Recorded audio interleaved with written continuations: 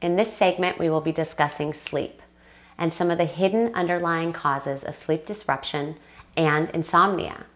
Now, in the US alone, over 60 million prescriptions are filled for sleep aids.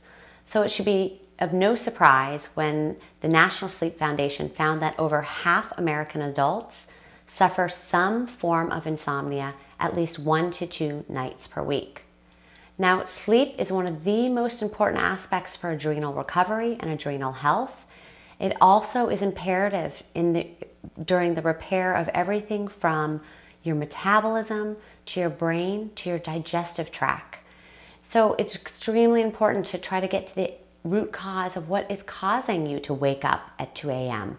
or what is troubling you and causing difficulty for you to fall asleep easily at night. Now, the first thing we need to look at and rule out has to do with medications, specific medications that were actually identified by the National Sleep Foundation to cause insomnia. Some are prescriptions, some are over-the-counter. So anything from allergy and cold medication to pain medication, anything for cholesterol, high blood pressure, as well as thyroid disease. You can also look at anything utilized for asthma and SSRIs. So serotonin reuptake inhibitors used for depression and anxiety can cause sleep disruption, or at least have been identified to cause sleep imbalances. So if you are taking any of these medications regularly, this is a good thing to bring up to your MD or your practitioner just to discuss and see if there is any correlation with when you started having issues with sleep and when you started taking these medications regularly. Now, the next thing that we are going to discuss has to do with these hidden underlying imbalances that you probably have never been told about or have never been identified as maybe the driving cause of your disrupted sleep. So the first has to do with cortisol, and specifically high cortisol at night. Now, cortisol is your awakening hormone. It should be relatively high in the morning and throughout the day start to decline slightly so that you fall asleep easily, because again, it's your awakening hormone. So if you have a relative spike in cortisol at night, that can disrupt your sleep. It can disrupt your ability to fall asleep easily, and it can also disrupt your actual circadian rhythm, meaning that you may wake up several times during the night. Now, it's important to identify triggers. What could be causing high nighttime cortisol? Is it purely that your adrenal glands are fatigued and that your circadian rhythm has been disrupted because of that? So part of your adrenal recovery program will be resetting your circadian rhythm to hopefully address this issue. However, there are some other triggers that could be driving your cortisol levels up at night. One could be inflammation. So you have to identify what could be causing the cause of this inflammation, or it could be something having to do with an immune response. Either of these could be triggered by food intolerances, maybe eating something at night that your body can't digest properly.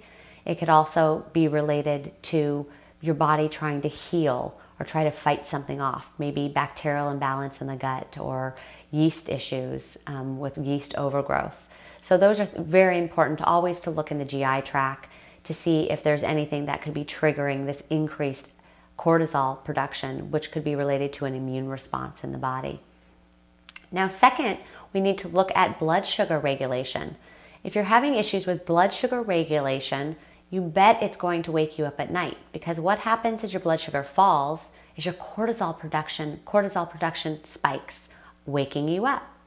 So it's important to make sure that at night you're focusing primarily on a hormonally balanced meal, which is focused on protein, fats, and veggies. I really want you to limit starches as much as possible, because that can cause a spike or a dip in your blood sugar at night. And absolutely eliminate alcohol and sugar from your nighttime routine, which again can relate to a dip in blood sugar, say at 2 a.m., 3 a.m., or 4 a.m. You can also try to incorporate a complex mineral supplement, which incorporates magnesium for muscle relaxation and something like chromium and vanadium at night to help work with glucose utilization and help maintain your blood sugar balance. Now, third has to do with impaired liver detox. If your liver is struggling, or if your body is overloaded already with toxins, whether that's toxins coming from your gut, from bacteria or yeast, or everyday toxins or environmental chemicals that we run across.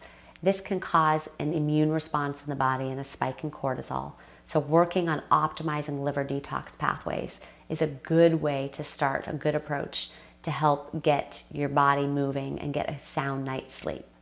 Now, the last aspect has to do with low serotonin and melatonin. Both serotonin, which is a neurotransmitter, and melatonin help calm and lull you to sleep at night.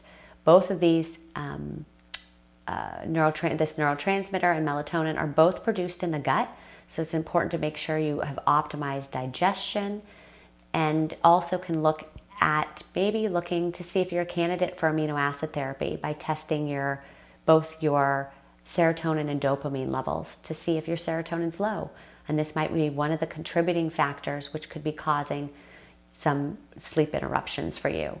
So go ahead and make sure you investigate these 4 underlying causes. You identify any medication that could be causing sleep disruption, and work on getting a sound night's sleep for optimal adrenal health and optimal adrenal recovery. Thanks.